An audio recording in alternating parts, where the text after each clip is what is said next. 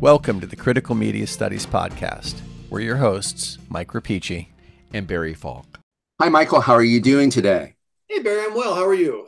I am doing very well, and I'm excited to be talking with you, as always, and excited to be discussing the recent work of Yanis Varoufakis, the former Minister of Finance for Greece.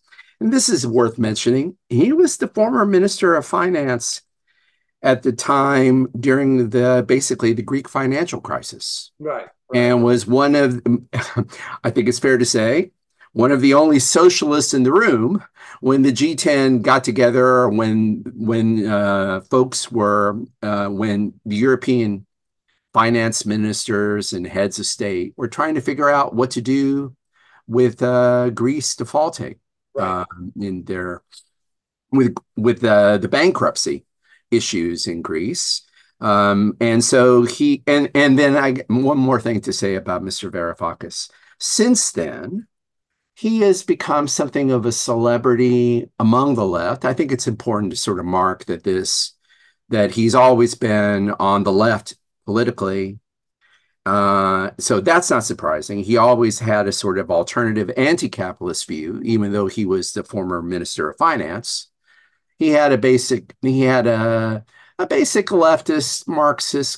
Marxist critique of the concentration of capital. What's new in his recent work is that more and more he has focused, and in this recent work, on technofeudalism, where he is basically a recent book that introduces this term, and we're going to be talking about it. What's changed is that his left economic critique, he has folded the internet, so to speak, folded digital capital within his account of global capital. So we're going to be talking about that today, I think. Yeah. And so I think what we'll do is just give a fairly brief overview of Varoufakis' argument as regarding the tensions between capitalism and technofeudalism. And he basically makes the argument. Well, we'll make the argument, and then we're going to pick the argument apart a little bit to try and get a sense for how he understands our new reality, really, and then and let me add something. The new reality, which is also in his argument, an old reality. Well, no, I was going to stick with the new because I think the new reality also constitutes a new mode of production. Oh, yes, I'm sorry. Yeah, a new mode of production, because part of the point, maybe I should say this before we get further, and we're going to unpack it and you're going to talk about it directly, but the reason why, at least in left circles, Varoufakis' argument has been controversial is that he's arguing that our new reality is constituted by a new mode of production. That technofeudalism, as he terms it, has replaced the capitalist mode of production. And there's a lot, and that's basically been the reason why on the left, there's a kind of, his opinions have been controversial on, in terms of his brothers and sisters and comrades and colleagues on the left, in the sense that a socialist critique presumes the reality of and the infrastructure of capitalism. And he's saying, well, I don't want to call this infrastructure and mode of production capitalism anymore. Yeah, one of the things I think that I want to just put on the table before you and I get too deep into the weeds, he acknowledges this, but I think it's important. He acknowledges it towards the end of his argument, and I think we need to really put it on the table up front, is that there is a very clear tension among terms here, in the sense that he acknowledges there are arguments that maybe technofeudalism is a different brand of capitalism, and that maybe his argument that capitalism is dead is, from a certain perspective, perhaps hyperbolic, because we still have capitalist enterprise active. necessarily, yeah. In a techno-feudalist Yeah. framework. So it does get, I think in times, the argument that he makes, I think it's lucid, I think it's compelling, but there is a little bit of wiggle room among terms, I think. And I think maybe part of our discussion today is going to have to come to grips with the fact that, when we say something is dead, well, it's still alive, but it's dead, and we'll get into it. I just wanted to I know what you're saying. That and this, I think, has something to do with the complexity of Marxist theory. But there is a weird way in which he's saying at one and the same time. This is, I take it, your point here, and it's a great point. That he at the one and the same time is saying capitalism rules everything, and it's dead. Right. So that's the paradox. It's ruling everything. Yes, but it's dead. It rules everything, and it is rendered ineffective. And I think what sort of pushed raised a flag for me was we're talking about the difference in the means of production. Whereas techno-feudalism and the sort of authors of this aren't actually interested in production at all. Good. Right. And so there are a number of seeming. Well, there are tensions here and contradictions that we'll have to pick out. But I'm glad you brought that out at the first, right? Okay, so with that as our long-winded preamble, his argument briefly is that capitalism, as we have traditionally understand it, is over. It has been killed off, and that ironically, it has been killed off by capital. And the idea that, so capital, traditional understandings of capital, things, right, has been replaced by what he calls cloud capital. And I think this becomes our first stopping point, right? So we no longer have traditional capitalism. It's been killed off.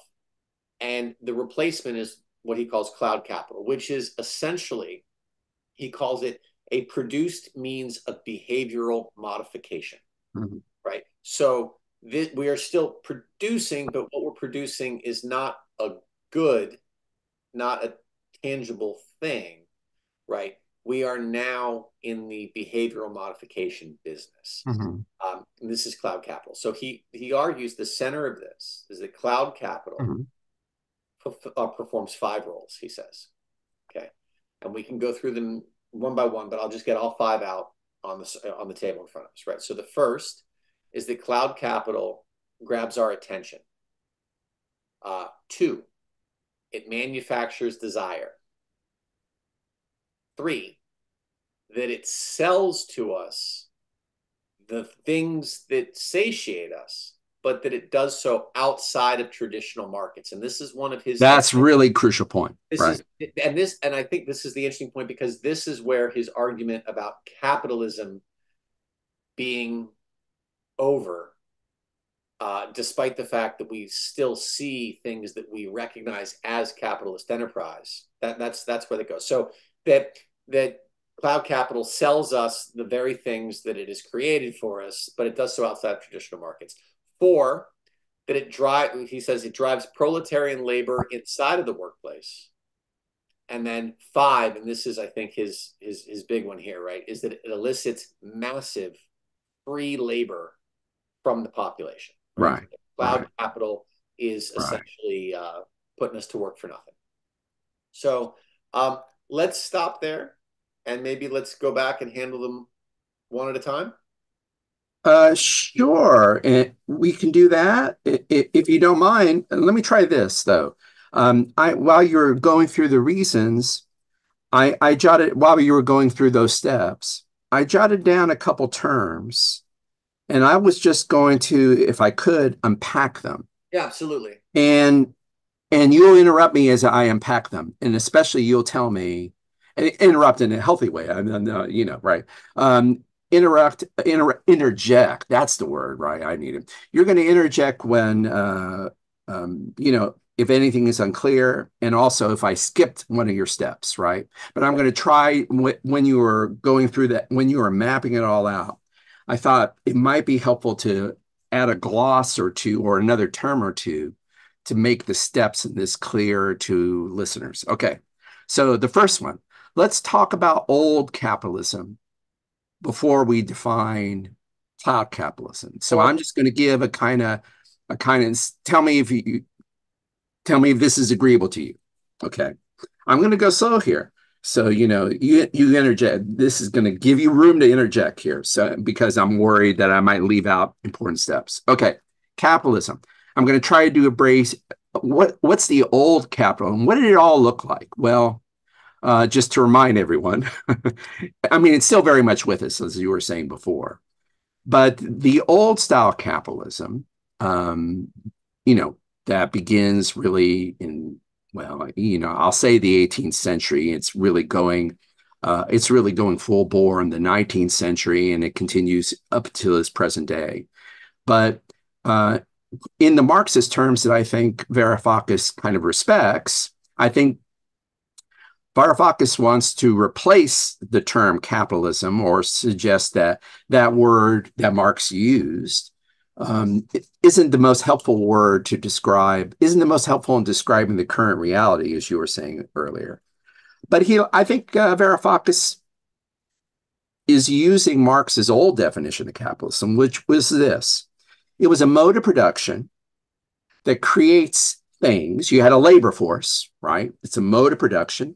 Think of the factory as the sort of spatial incarnation of the main mode of production. And what happens in the factory? Well, there are bosses, but the bosses aren't necessarily on site. What you have is workers. They have to be on site. And what happens in the capitalist mode of production? You make things, you produce things, you make goods. And now this is the Marxist critique of capitalism. And the critique of this mode of production? What was wrong with this? Or according to Marx, there was a structural inequity built into this, because what keeps the system going is you have to always underpay the workers. So you need the workers. And in fact, in the factory, Marx makes a lot of this. In the factory, ironically enough, the workers, for the first time in human history, got to understand themselves as workers. I'm this person in this space making things, and that's what I do. That's my identity. But what Marx noted that's sort of endemic or baked into the cake is this idea that you can't afford, for the system to maintain the system, you can't afford to give everybody the wage they deserve. You're going to have to systematically underpay their labor. You require it, but you can't fully remunerate it. So that's the old capitalism. All right, now help me here and say, what's the new capitalism? The big change, the new capitalism. Let me add one more thing to it, and then I'm going to stop purposely so you can, ask me questions and give me glosses and tell me what I left out. So that's how the old capitalism looked like.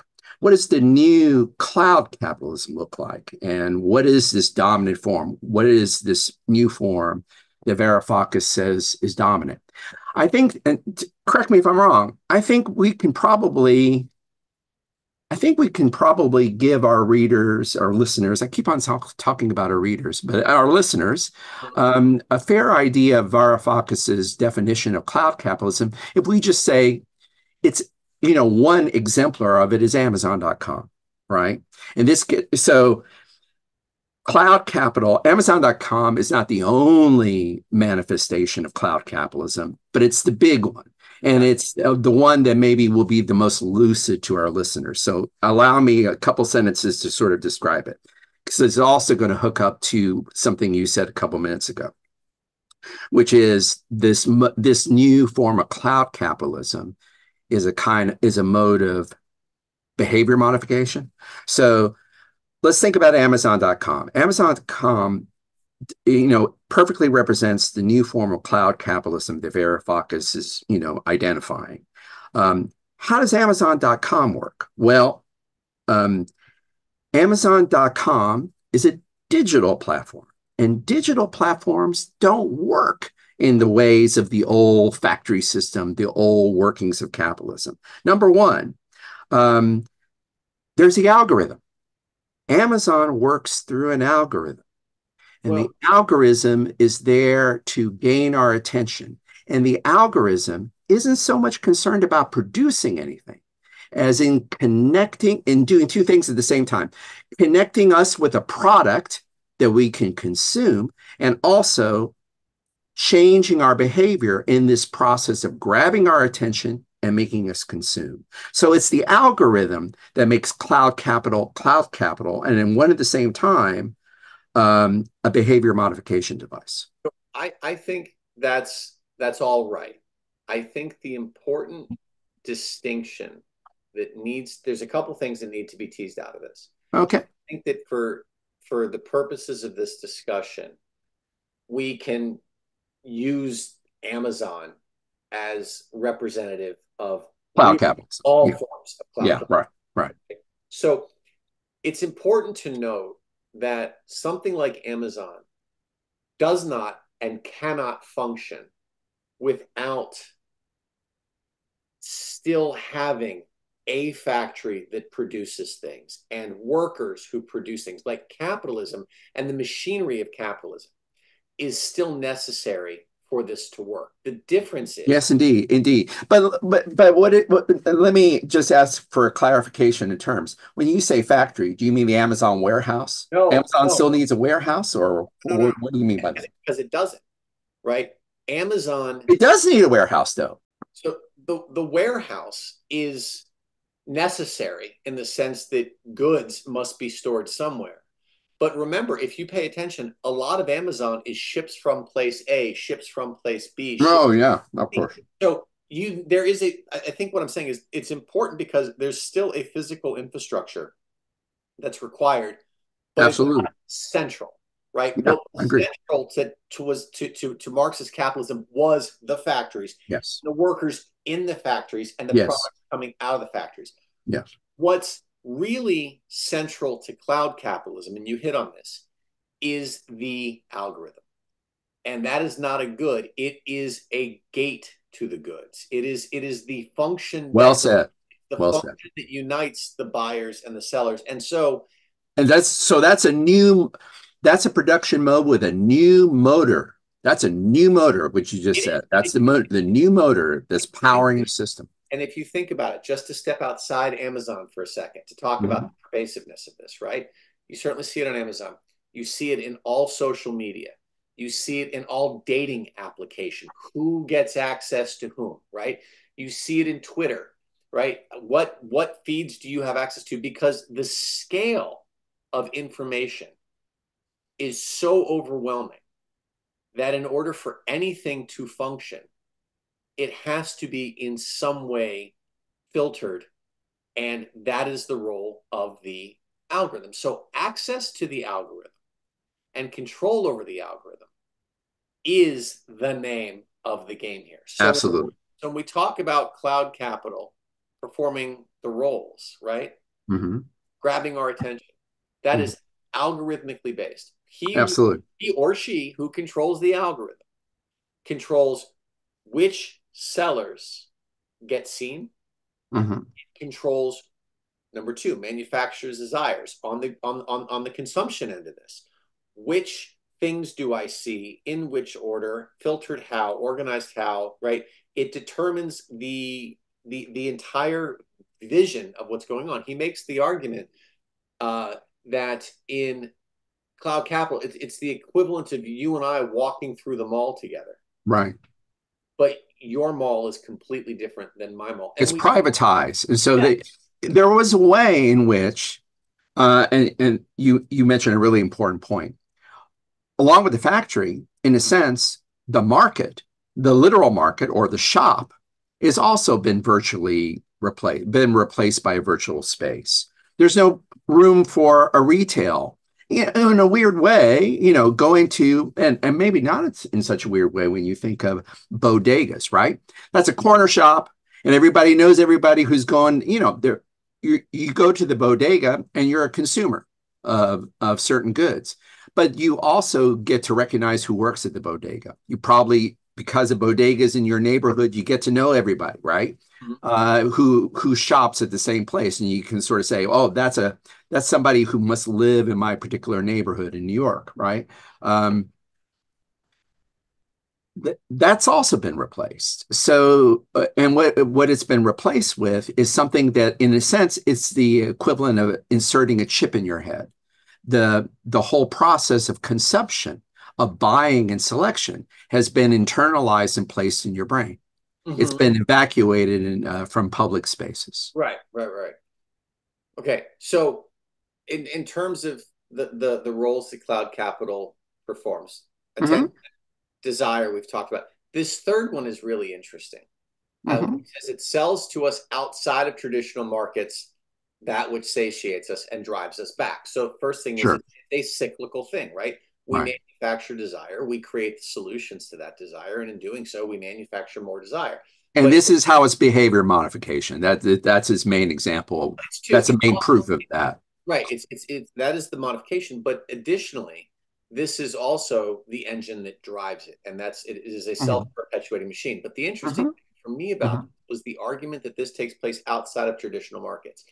It is tempting to look at Amazon or eBay or pick your platform, or Alibaba, and say it's the market. It's the market. But his argument is, again, that the sellers in these places, we're not talking about profits from the marketplace anymore. We're talking about rents in the market.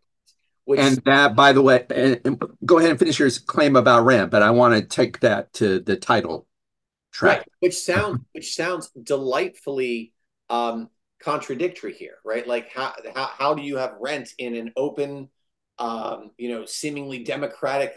We talked about Morozov last time, right? And we mentioned briefly his book, The Net Delusion. This is what Morozov was talking about. This idea that the internet is democratic, right? The algorithm is not democratic. The algorithm will sell to he or she who pays the highest rent, and that rent is, Varoufakis argues, up to 40%.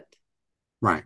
Going to get you a privileged place in the algorithm. Right. So you're not in a democratic situation at all here. This is not fair capitalism where the best ideas or the best products are going to rise to the top. And I think that one of the really concerning things here is that this kind of market model, I want to say, that purports from the outside to be open, right? In an open market, the best ideas are going to come through, right? That's sort of one of the saving graces of capitalism, is it will drive innovation. But if it's algorithmically driven, you can actually fairly effectively suppress innovation by limiting access. Limiting access. If you don't know, and also in a weird way, it's it literally is anti-capitalism, right? It goes against capitalism, because capitalism, as Adam Smith thought about it, you want the ultimate amount of sellers, right? The more sellers, the better. The bigger the market, the better. But this is an arbitrary restriction. The algorithm is, in fact, restricting the means of the market, restricting who you get to see and who you get to patronize. And in restricting it, it is creating an increasingly feudal model. Right? Because what you're doing is now you're just, as he says, right, you're driving up the rents. Right. So were you going to add something to that? Or? I just wanted to add a quick footnote to the term that you've been using, because it's important. It justifies the title of the piece. You keep on using, correctly, sort of a return to a rent system, and that rent seems to be the better term to use, and the better descriptive term for these market exchanges, for this exchanges. And that's why, instead of saying Varoufakis notes this, as you're saying, and instead of saying, this is the reason why, instead of saying, what we now have is digital turbo capitalism, he says, no, we have a digital techno turbo, no, get rid of the turbo. We have a techno feudalism, because the main characteristic of the feudalist system, the feudalist mode of production is that it was based on rent. You were renting something and you had to pay up to your overlords. And it was a very simple relation. Interestingly enough, feudalism has its virtues compared to techno-feudalism. Until the lord of the manor came around and said, "Pay me your rent," you were free to work the land. Mm-hmm. And you had pretty much control. You were pretty much lord of all you worked on, if not lord of all you surveyed, until the rent collector came, to town, right? In a way, we're talking about rent again. Hence, Varoufakis doesn't want to call this a capitalist system. But in a way, the rent is, I don't know, more dear. And let me add one more thing to this while we're at it, when we're thinking about the new system of techno-feudalism. And you already were describing it. This is Varoufakis is I think, a pretty sophisticated thinker and pretty sophisticated writer. But there is a way in which, his main idea is something that you and I and everyone probably who's listening to this podcast hears all the time. I'm sure you're familiar, and I'm sure most of our listeners are familiar with this sort of commonplace that everyone says. I've noticed more and more in discourses on the internet. The joke line or the tagline that if you're on the internet and you're not buying something, that means what? You're manufacturing something. You're producing something. I thought my version of that, the thing I heard is that if you're not buying a product on the internet, you are the product. I.e., yes. your interchanges are being farmed out as information. That's his argument here. Yes, yeah. Right. That you're providing. So you're providing. So that's another way in which is a feudal system and not a capitalist system. Like you can't opt out of it, right? Feudalism, you couldn't opt out of it. Whereas, in capitalism, the workers eventually form unions, and the unions were meant to protect the rights of workers. You don't even have the right, like the only way to opt out of the system of being an information provider, of feeding the matrix with your production and consumption. The only way to opt out of it is to opt out of the entire internet system. Yeah, you right? to unplug, and this you have to unplug. And this is part of his problem. And this is one of the things I want to discuss is that, what does resistance look like? But I think we've already sort of paved the way for the last two.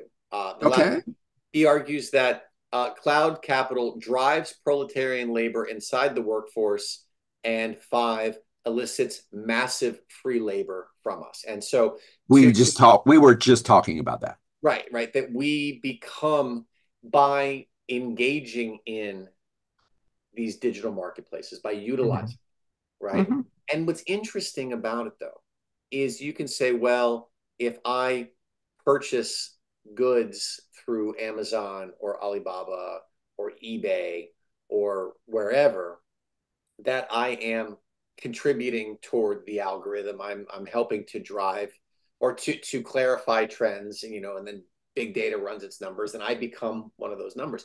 But what's interesting is, and I think what's scary about this, is that this exists beyond capitalism. And I think that's part of the argument that this is techno-feudalism, is that this is something different in some way.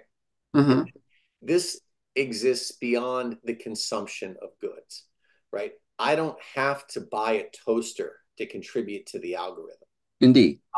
And that means your free labor is enlisted even if you're not buying the toaster. Everywhere. It's enlisted when I hop on the internet to go somewhere and cookie chart where I go.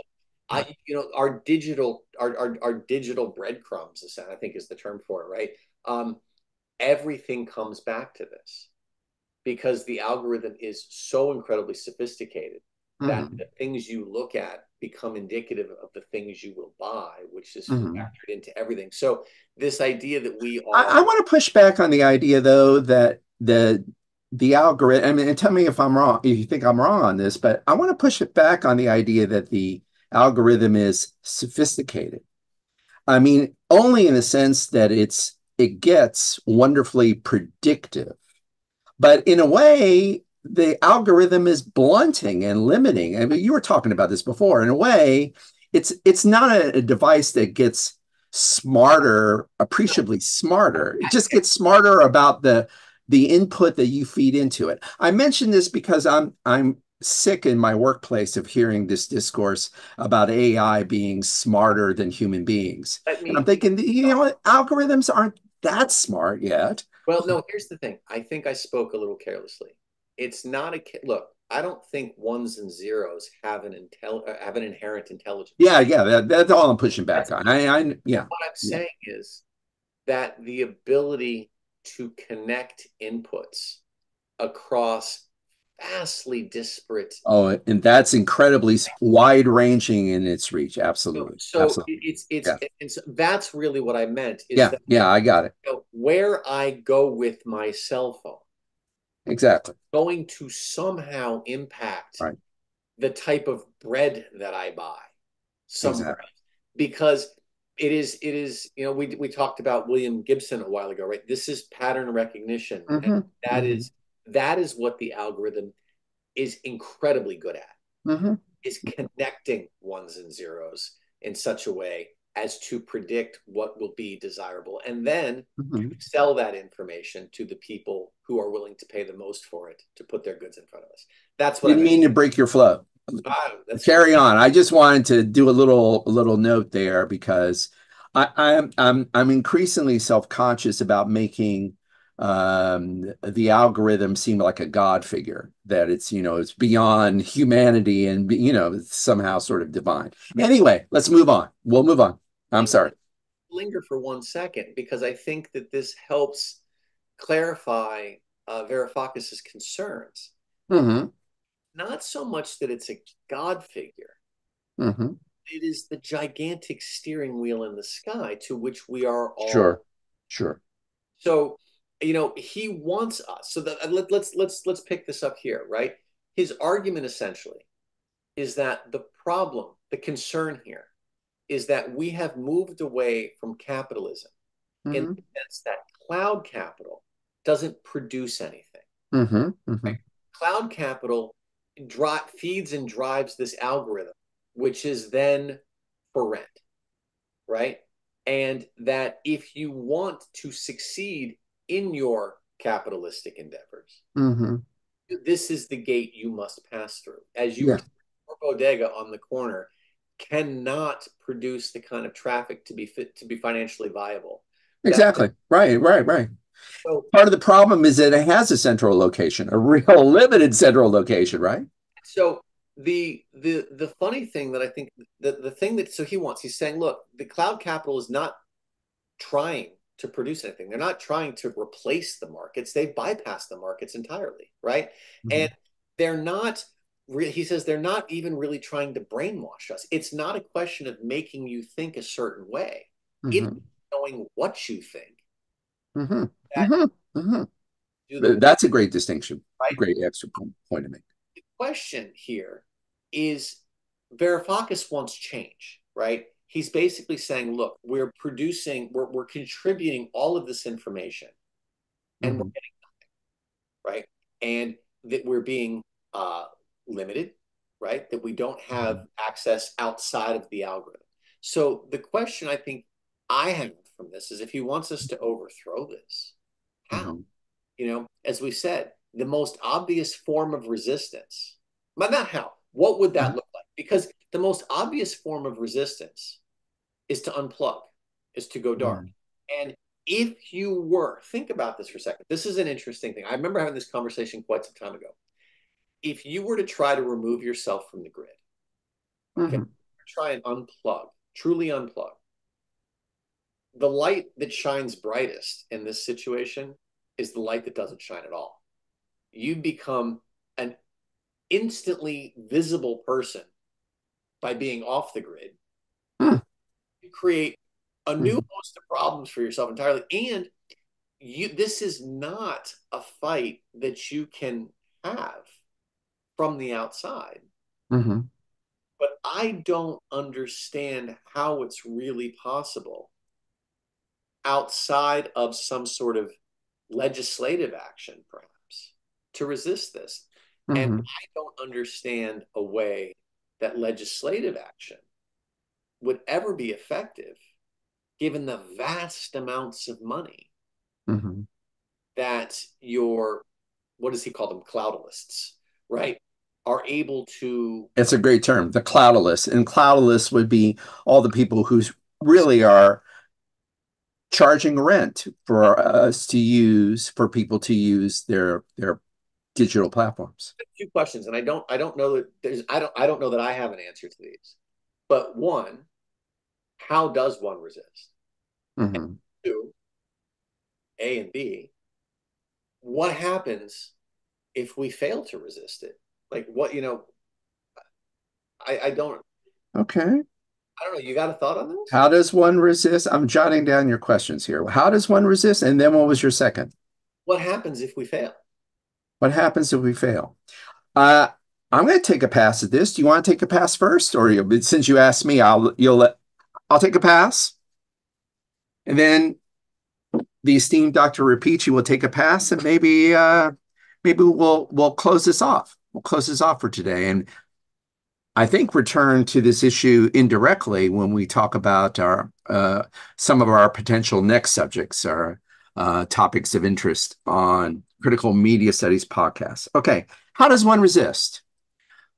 I take your point, and I think I take your point that individual resistance seems particularly futile, seems like particularly hopeless or weak, a weak counterforce to the forces of cloud capitalism or to the cloudalist. I love that term, so that's why I used it. To the cloudalist that Varoufakis is drawing attention to. I would say, though, that as a leftist, he's concerned with resistance, and at one point he quotes Marx's injunction, where Marx kind of broke with the philosophical tradition and said, the point of philosophy is not to interpret the world, but to change the world. Varoufakis basically aligns himself with that activist strand in Marx and says, I'm giving you this map, dear reader, in his case. I'm giving you this map because I want you to see what's going on and maybe act differently. Okay, that said, I don't think Varoufakis himself believes that the way forward, or there's much to be gained by signing off, by giving up your Netflix or not watching Hulu or things like this. Now, maybe this is the critique. This would be my critique of Varoufakis. So I don't think he holds up much hope for individual resistance, a la the Unabomber, who always comes up in our, every third episode, we have to mention Ted Kaczynski. So we did that here. We've honored our contractual obligations.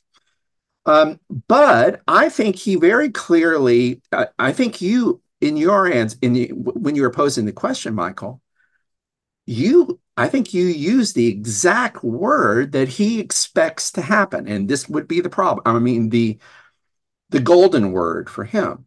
He expects there to be, whatever the results, I'm gonna wrap this up here and try and be concise here. I'm trying to answer the question of how does one resist? I think Varoufakis's answer is one does not resist, but one gets conscious of the system and one puts pressure on legislators to exert a kind of political control on the cloudalists. Now, that I think is both his remedy and perhaps the weakness of Varoufakis. I think what's implied in his system, and what's motivating his critique is he wants to lay bare the anatomy. He wants to disclose the anatomy of this new system of control. And he hopes that some political influence or some legislative influence can be brought to bear to curb what the cloudalists do. Because unless you do that, unless you find some way of curbing the ambitions of the cloudalists and of limiting the reign of the hegemony of the algorithm, there is nothing to be done. So, and I'm going to return to your answer, your point earlier. How likely is that to happen? I mean, I think that's the grim side. That's the grim side of this. I think he does. I think his purpose in laying bare this critique of the current form of capitalism is that he wants to affect a political / legislative change. Okay. And I'll shut up, I promise, but I'm going to answer your other question, and I'll be quiet. So this is, how does one resist? One works for political legislative change more than worries about one's own particular interface with the internet. That it's more important to vote. It's more important to join a group that exerts that can modulate behavior of our political and financial leaders. Okay, that's how one resists. How likely is that? I don't know. But a quick answer to what will happen if one does not resist. I think he's very pessimistic. My reading of it is that what's going to happen is the perpetual maintenance of this current status quo, and there's no way out of it. Mm-hmm. So what happens if you don't resist? This until our grandchildren basically die off, or till the earth dies off. Mm-hmm. I think that's the grim underside of his argument. See, I'll work backwards. What happens if we don't resist? I agree with you. I think the problem is that the algorithm grows more entrenched. Absolutely. And is more empowered, right? More effective. I think that the how to resist is, we started off by saying, hey, these terms seem sometimes contradictory. Couldn't you make the argument that technofeudalism is just a different flavor of capitalism? Right, yeah. Yeah. He's insistent that, look, no, we need to call this technofeudalism. Yeah. And that in and of itself is kind of the significant foothold of resistance. If we continue... Very good. Yeah, very good. I agree. I think he would very much agree with that. This is what he's doing. Because if we continue to call this evolutionary capitalism or some version of capitalism... The late stage of capitalism, right? An impossible time passing any sort of legislation that is going to fly in the face of capitalist enterprise. That's not going to happen. But if you can make the argument that what we have is called by a much scarier name, a bad name, and you can make the argument that there are... See, I don't view him at all as being anti-capitalist. I don't think he sees... Yeah, right. Or anti-technology. No. I don't view him as being anti-technology either. He doesn't want to roll back history in terms of technology. So this isn't an anti-digital argument. I think his argument is that, hey, this right around the time of the economic crisis got kind of slippery and we weren't really watching what people were doing. Right. Somebody made off. I think his argument is that resistance is the key to resistance is in recognizing that this is something different, and that this is something wonderful. Well put. That's very helpful, Mike. So that's my take on it. Yeah. I don't want to add anything to the wonderful insight that you ended with. So I think I've said my piece, Dr. Rapiji. As did I, and I'm grateful that Mr. Varoufakis said his. So Barry, shall we? We'll pick this up another time. We'll pick this up another time, but thank you again for a really wonderful discussion of Technofeudalism by Yanis Varoufakis. All right, Barry, take care. Thanks for listening to the Critical Media Studies podcast. To find out more about the show, check out our webpage at criticalmediastudiespodcast.com.